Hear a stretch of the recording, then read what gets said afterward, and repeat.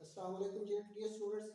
आज हम करने वाले हैं जी एक्सरसाइज 1.2 के क्वेश्चन नंबर 5 को हल करने वाले हैं। सबसे पहले हमने ये देखना है कि इसमें पूछा क्या गया है कि नीचे दिए गए कार्बों के ट्रांसपोज मालूम करें। आपके पेपर में ये क्वेश्चन जो होता है 2 नंबर का पेपर में आता है और अक्सर पेपर में आता है। आप समझ लें कि ये 99% पेपर में आता है। 2 स्टेप में आपने हल करना है और बड़ा ही आसान इसका तरीका है, तो इसके अंदर मुश्किल है ही कोई।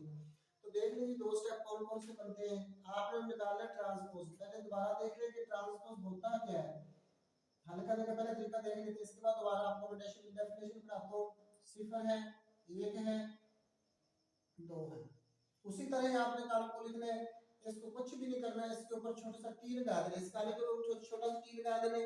इस कालम के ऊपर भी छोटा सा जो है वो टी लगा देना, जो कि कालम के ट्रांसपोज को ज़ाहिर करता है।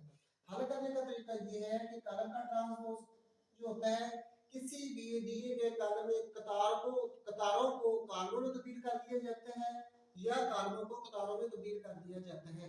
इस कालम को देखिए तो इस कालम में हमारे पास एक ही कालम है जो कि ऊपर से नीचे लेने, इसको हम कतार में तब्दील कर देंगे। 0, 1 और माइनस के 2, इसको ब्रैकेट के अंदर आपने बड़ी में बंद कर देंगे तो बस आपका ट्रांसपोज जो है वो निकल आए। देख लीजिए इसके ऊपर टी पहले दफा लगाया था, अब टी नहीं लगाया है। जब ये हल हो जाता है तो टी को आपने खत्म कर देना होता है। अब आप देखते हैं जी दूसरे कालम को दोबारा कोशिश करें जरा समझने की। इसके ऊपर छोटा सा टी लगाना है आपने। 5 है, 1 है, माइनस के 6 है। ठीक है जी, इसको उसी तरह ब्रैकेट की जो होते हैं बड़ी ब्रैकेट में निकालत की अलामत के अंदर बंद कर देने हैं। इसके ऊपर भी छोटा सा टी लगाना है, इसके ऊपर भी टी लगाना है और इसके ऊपर भी टी लगाना है। क्योंकि ये तो आपने ट्रांसपोज मालूम कर रहे हैं, इसके ऊपर टी वैसे ही रहेगा और ये आपकी कतार दी गई, तो इसको आप कॉलम में तब्दील कर दें। 5, 1 और माइनस के 6 और इसी तरह बड़ी ब्रैकेट में बंद करते हैं तो इस कॉलम का जो होता है आसानी से ट्रांसपोज निकल आता है। यानी कतार को कॉलम में बदल दिया। ये आपकी क्या थी, कॉलम था, इसको आपने कतार में बदल दिया है। ये आपकी जो होती थी वो कतार थी, इसको आपने कॉलम में तब्दील कर दिया। किसी भी दिए गए कॉलम में कतारों को जब कॉलम में बदल देते हैं तो उस कॉलम का जो होता है वो ट्रांसपोज निकल आता है। सी कॉलम है, इसके ऊपर छोटा सा टी लगा दें।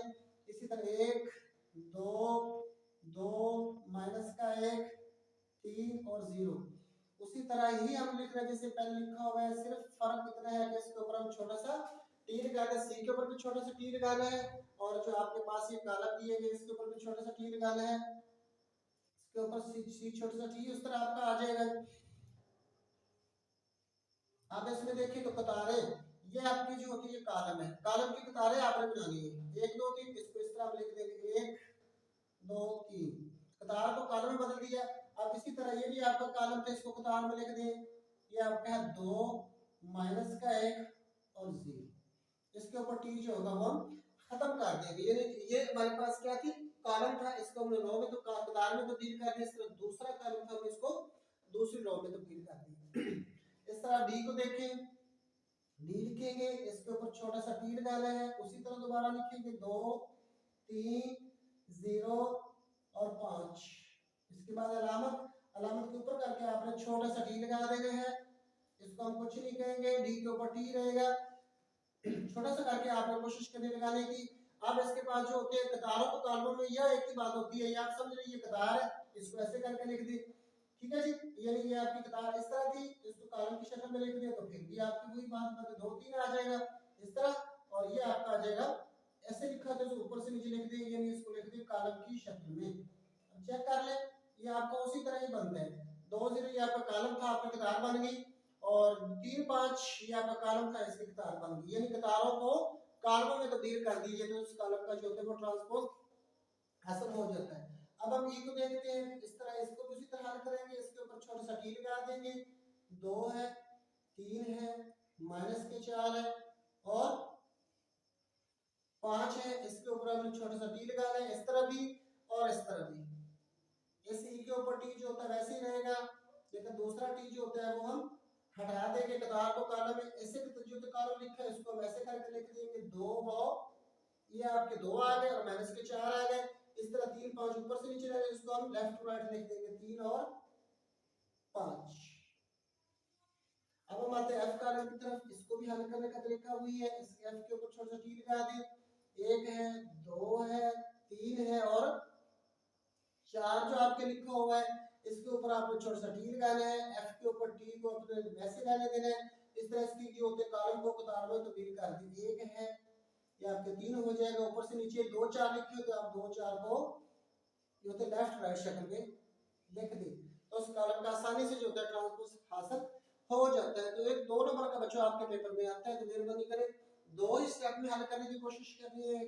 मेरे पास प्लेयर को आप दोबारा देख लेते हैं, आपका डी कॉलम दिया गया है तो डी कॉलम में 2 और 0, इसका जवाब में जो होता है कि कॉलम आपका इसका आपने ट्रांसपोज मालूम करना हो तो डी जो भी आपके पास कॉलम उसके ऊपर टी छोटा सा लगाना है। इस तरह इसके जो होते हैं कॉलम के ऊपर भी आपने इसके नाम के ऊपर भी टी लगाना है, जो भी नाम है ABCD उस कॉलम के ऊपर भी टी की अलामत लगानी है। ये वाली जो होता है डी के ऊपर टी की अलामत वैसी रहेगी, सिर्फ आपने जो कॉलम के अंदर रखने दी गई कतारों को कॉलमों में या कॉलमों को कतारों में तब्दील कर देना है। ऊपर से नीचे जो होते हैं आपको पता कॉलम होते हैं, ये कॉलम 2 0 था, इसको हमने कतार की शक्ल में लिख दिया 2 और 0। इसी तरह 3 और 5 ये आपकी एक क्या थी कॉलम था, इसको आपने कतार में तब्दील कर 3 और 5 इस तरह। चलो हम जो तो एक और कॉलम को देख लेते हैं, कॉलम एफ को देख लेते हैं। ये आपके पास कॉलम एफ है, इसके ऊपर भी टी लगाना है और इस कॉलम के ऊपर जिस तरफ आपकी दी है इसके ऊपर भी छोटा सा टी लगाना है। अब आपने हल कैसे करना है कि ये कतार है, कतार जो इसके 1 और 3 और कॉलम सॉरी कॉलम 1 और 3 कॉलम है, इसको कतारों में तब्दील कर दिया, ऐसे करके 1 और 3 लिख दिया। इस तरह 2 और 4 जो आपके कॉलम नंबर 2 है इसको आपने दूसरी लाइन में लिख दिया 2 और दूसरी कतार में लिख दिया। तो ये हल करने का बड़े आसान तरीका है। ये टी अक्सर स्टूडेंट भूल जाते हैं, ये बराबर की अलामत में लगाते हैं तो आपका क्वेश्चन जो होता है वो हल तो हो जाएगा। अगर टी की अलामत कुछ ऐसे हल करते हैं कि ये टी यहाँ पे लिखा हो, जब हल करते हैं उसके ऊपर फिर दोबारा इस तरह करके टी लिख देते हैं तो बच्चों आपका ये गलत हो जाता है। जब हल कर लेते हैं तो इसका टी दोबारा नहीं लिखना होता है, इस तरह आपका जो बच्चों क्वेश्चन गलत हो जाएगा। अस्सलाम वालेकुम।